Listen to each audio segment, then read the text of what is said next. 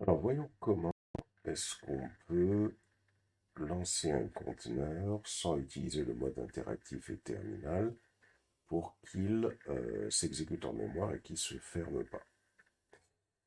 On va retaper la commande docker wrap -name, le nom du conteneur et ubuntu ping, donc l'image que l'on a créée avec la commande ping installée. Et là, il ne faut surtout pas valider, parce que si on valide, si vous le faites, il faudra détruire le conteneur. Si on valide, ben, le conteneur s'arrête. Donc on a vu que pour qu'il ne s'arrête pas, il faut qu'on fasse soit -it, mais ça on ne peut pas le faire. Et donc l'autre solution, c'est tout simplement de demander à ce qu'un processus tourne tout le temps. On va faire donc ping 127.0.0.1.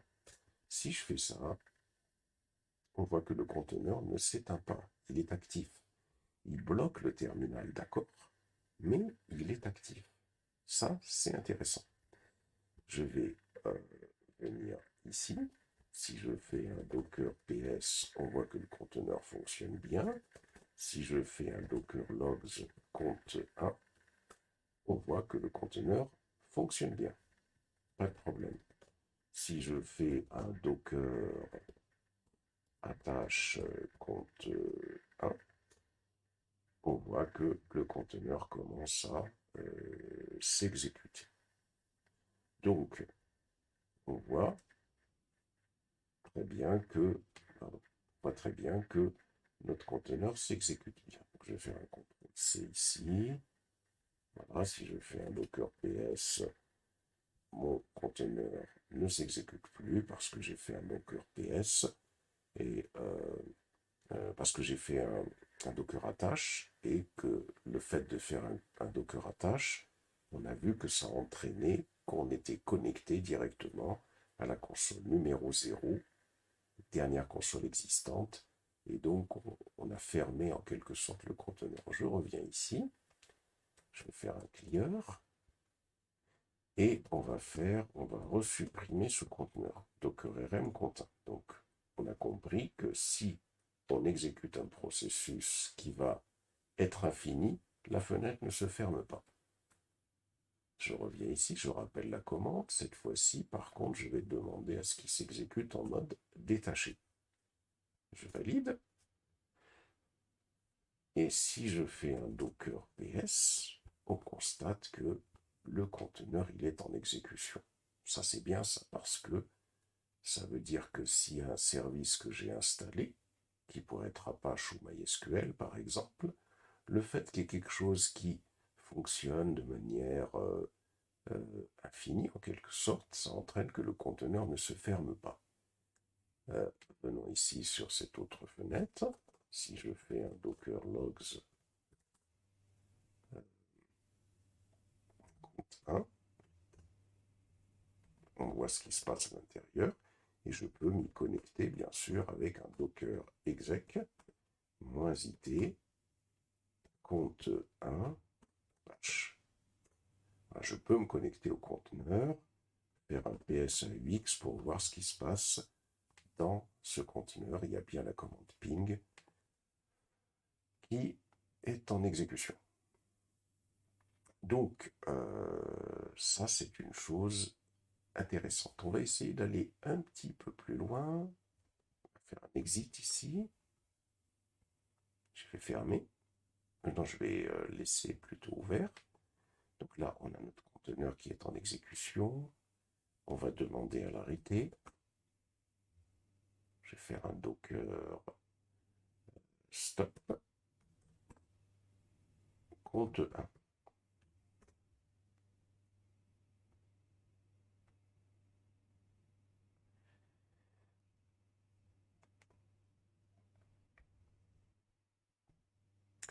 Donc là, on voit que on a créé un conteneur sur la base de l'image Ubuntu Ping et que quand je lance un processus qui ne s'arrête jamais, eh bien le conteneur reste en exécution dans la mémoire.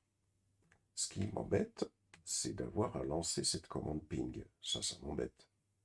J'aurais bien voulu directement lancer l'image et que ça reste en mémoire, sans mettre le ID. Alors ce qu'on va faire, on se dit, bah tiens, comment on pourrait faire ça?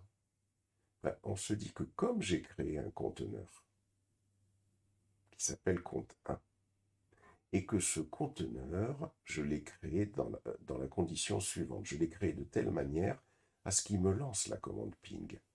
Pourquoi je ne convertirais pas ce conteneur en une image qui va s'appeler Ubuntu ping ping par exemple, et que c'est sur la base de cette image que je vais créer des conteneurs qui ne s'arrêteront jamais. On va essayer de faire ça. Alors on y va. On va se faire un docker commit compte 1. On va convertir cette image compte 1.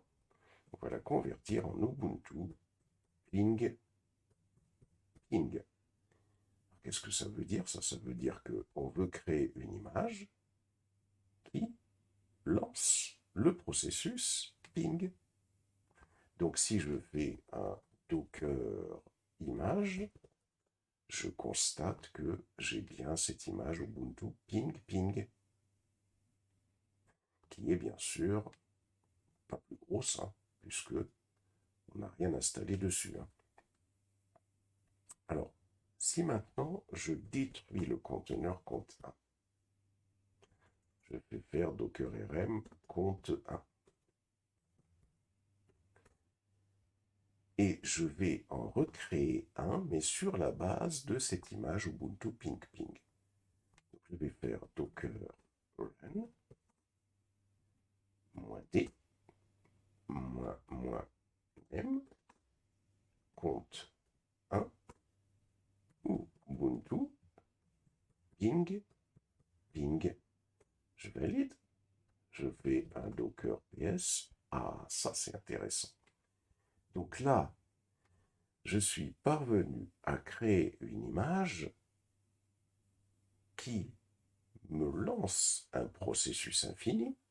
On peut le voir d'ailleurs, il suffit de faire un docker logs compte 1. Et donc, ça maintient mon conteneur en exécution. Ce qui veut dire que si j'installe par exemple un serveur MySQL et que je puisse lancer le service MySQL en avant-plan, pas en arrière-plan, parce qu'en arrière-plan, ça bloque rien du tout, mais que je puisse lancer le processus MySQL en avant-plan, le processus Apache en avant-plan, etc., ça bloquera mon conteneur et donc j'aurai mon service en exécution. C'est sur la base de ce principe qu'il faudra que l'on crée nos conteneurs qui feront fonctionner des serveurs. On va faire un petit résumé de tout ça ici. Hop là, viens ici. Donc, ici, donc, très important, donc, comprendre, pour qu'un conteneur soit en exécution en mémoire, il faut impérativement qu'un processus fonctionnant en avant-plan bloque le conteneur. Par exemple,